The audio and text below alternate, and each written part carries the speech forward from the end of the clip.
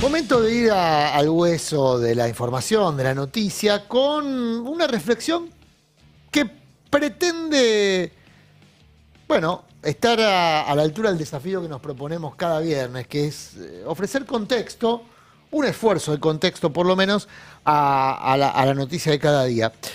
Una de las noticias de esta semana fue la propuesta que hizo Juan Grabois de crear un frente antifascista, un frente anti-Milei, digamos, ¿no? Plural, con dirigentes, militantes de distintas vertientes, de distintas corrientes ideológicas.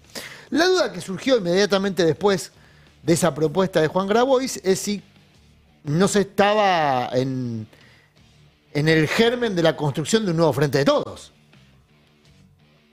Frente de Todos tuvo como origen la reunión plural de personas que estaban enfrentadas, que pretendían un cordón sanitario para evitar la reelección de Mauricio Macri, el entonces máximo exponente de la derecha en la Argentina. Bueno, ¿existe el riesgo entonces que lo que hoy propone Grabois sea el germen de la construcción de una experiencia que fue tan traumática? Porque en definitiva la experiencia del Frente de Todos fue una muy mala experiencia, sobre todo en el gobierno. Fue exitosa en lo electoral, evitó la reelección de Mauricio Macri, fue exitosa como cordón sanitario, pero como gobierno fue muy mala experiencia. Y ahí conviene entonces discriminar las etapas. ¿Qué es lo que necesita hoy la Argentina? ¿Una alternativa de gobierno o frenar el daño? ¿Cuál es la etapa en la que estamos ahora? Bueno, yo creo, humildemente, que es la etapa de frenar el daño, por todo lo que venimos conversando todos los días, por lo que hablábamos hace un ratito con Alicia, la hermana de una víctima del ajuste de Milei, que padece el ajuste en un hogar para personas con discapacidad. Es decir que, si acordamos que la necesidad del presente es evitar el daño, ponerle un freno al daño, bueno, en ese aspecto el recuerdo de la experiencia del Frente de Todos sirvió. Evitó que Macri reeligiera en términos institucionales y le puso un freno al daño que ejecutaba Macri con mucha potencia. Recordemos que Macri le redujo al salario, a los ingresos, 20% de su capacidad de compra. Y eso todavía sigue vigente hoy, producto del fracaso de gestión del Frente de Todos. Pero en tal caso la discusión sobre la gestión es para después de esta etapa, en mi opinión. Ahora, claro, el cordón sanitario, si se pretende plural, ¿a quiénes incorpora? ¿Quiénes son bienvenidos? Bueno, no se le ponen límites, salvo aquellos que por supuesto estén de acuerdo con el gobierno, que estén de acuerdo con Milei, con sus agresiones, con sus palabras violentas, sus hechos violentos, su crueldad. Todos aquellos que estén enfrente de esas posiciones, más allá de los matices, de las diferencias respecto al futuro, en el presente debieran ser convocados a este cordón sanitario en defensa de la democracia, contra el fascismo. Es difícil, está claro que es difícil. ¿Por qué? Y bueno, porque entre las personas que hoy podrían participar de ese cordón sanitario, hay personas que estuvieron, por ejemplo, alimentando al monstruo hasta hace 3 minutos. Pasa con los comunicadores, mirá. Un comunicador que hoy se presenta como antítesis del gobierno, muy crítico del gobierno, es Marcelo Longobardi. Se presenta como víctima del gobierno, y lo es. El presidente lo ha agredido a Marcelo Longobardi. Lo han echado de una radio por sus posiciones contrarias al gobierno. Ahora, Longobardi forma parte de un dispositivo de poder histórico en la Argentina que alimentó al monstruo que hoy se llama Javier Milei y que antes acompañó la experiencia previa a Javier Milei, que fue la de Mauricio Macri, y antes a la experiencia previa a Macri, que fue la de Menem, y antes a la experiencia previa a la de Menem, que fue la dictadura. Es decir que Milei no nace de un repollo, nace de todas estas experiencias que Longobardi acompañó. Pero que ahora, claro, lo tienen como víctima. Entonces, Longobardi, que ahora se descubre como víctima, podría ser integrado al cordón sanitario antifascista. Pasa con Luis Novarecio, mirá, vamos viendo algunas de las expresiones. Novarecio ayer mismo se horrorizó por las expresiones horrorosas de Milei respecto a la relación directa que trazó Milei entre homosexualidad, matrimonio homosexual y pedofilia. Insisto, una expresión horrorosa. Bueno, hace bien Novarecio en horrorizarse. Lo hace con tibieza, naturalmente, ¿no? Fíjense que es un largo posteo en donde critica la posición del presidente, pero sin nombrarlo. Claro, porque acá pasa algo con Novarecio, del mismo modo que pasaba con Longobardi y que pasa con otros, que ellos se saben constructores de la criatura. Ellos se saben parte de quienes alimentaron al monstruo. Pero ahora el monstruo viene por ellos. Pablo Beluto, un caso más, mirá, Pablo Beluto fue funcionario del gobierno de Macri. Fue ministro del gobierno de Macri. Fue el que le escribió los libros a Macri. Le escribió el último libro en el que Macri presumía de ir por un segundo tiempo, que al final no ocurrió, y aparentemente ya no va a ocurrir, porque le están cooptando todo el espacio político. Pero ahora Beluto está horrorizado con Milei, claro.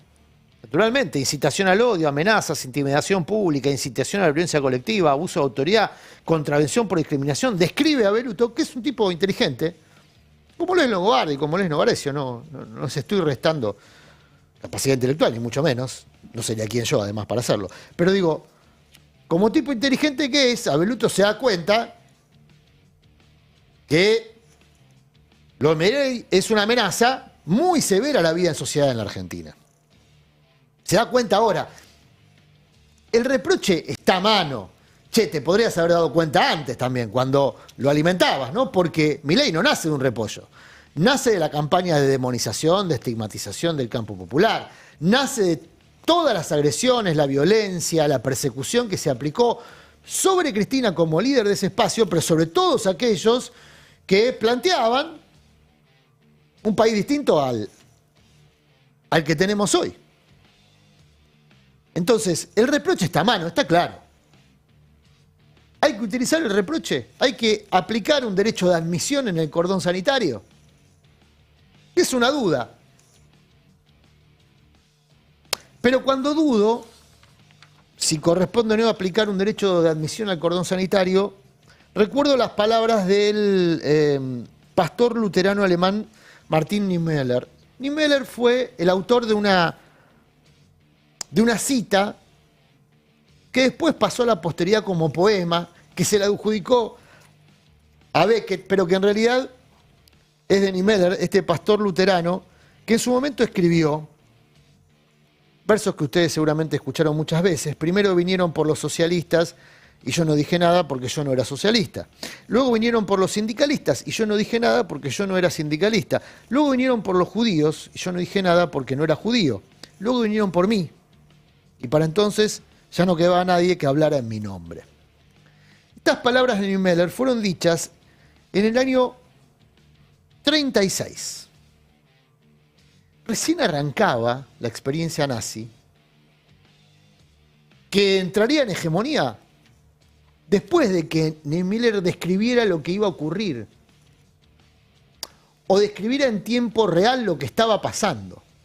Niemöller terminó arrestado en el 37, estuvo en dos campos de concentración hasta el 45,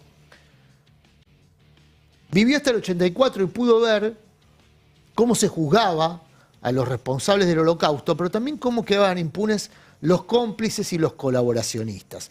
Particularmente los cómplices y colaboracionistas económicos del genocidio nazi, del Holocausto.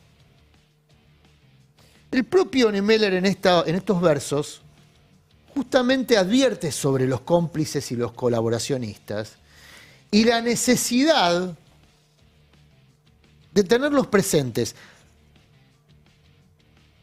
Porque en el caso de un cordón sanitario, cuando se trata de detener al mal mayor, todos son eventuales víctimas de ese mal mayor que se pretende hegemónico, voraz. Lo que no implica que después, si se logra frenar el daño y se inicia un proceso de reconstrucción, para que la historia no se repita, para que la historia trágica de la humanidad no se repita y no se vuelva sobre los pasos de la experiencia ya vivida, habrá que hacer sí una zaranda que merecerá e incluirá reproches, autocrítica, entre quienes se propongan al proceso de reconstrucción. Pero son dos etapas distintas. Cuesta, es difícil, ¿eh? Es difícil. Pero es necesario. Porque la urgencia es frenar el daño, porque historias como la de Alicia y su hermana se repiten por cientos, por miles, por millones en la Argentina. Hay muchas personas sufriendo. Y la obligación de la política es atender hoy esa urgencia. Sobre todo quienes aspiran a representar al campo nacional, popular, progresista, que muchos están escondidos, especulando, porque no saben en qué lugar ponerse, si a favor del viento de la historia y hacer seguidismo y colaboracionismo de Milei, como ya han hecho varios, o de si enfrentarse, con el riesgo de que quizá pierdan el puestito en el Congreso o el puestito en un organismo público, en un organismo internacional. Pasa eso, ¿eh? Está lleno de miserias. Todas las construcciones fascistas encontraron colaboracionistas en personas miserables, que pasaban por alto que incluso ellos mismos, sus familias, sus vecinos eran víctimas de esos procesos fascistas hasta que finalmente se los devoraban, como también ocurría. Entonces, como la historia no se repite de manera lineal, se puede repetir como comedia, como farsa, pero tiende a repetirse de algún modo, bien valen también tener presente las advertencias. Y en este caso la advertencia de Niemöller viene muy a cuento de esta propuesta que fue noticia esta semana que hizo Juan Grabois. ¿Cuál es la urgencia del presente?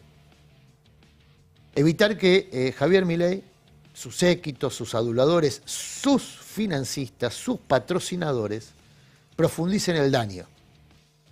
Ya vendrá el tiempo, si es exitosa esta tarea de cordón sanitario, ya vendrá el tiempo para discutir la reconstrucción de la Argentina. Pero ahora hay que evitar el daño para que el abismo no sea más profundo. Verdades afiladas. El Destape 1070.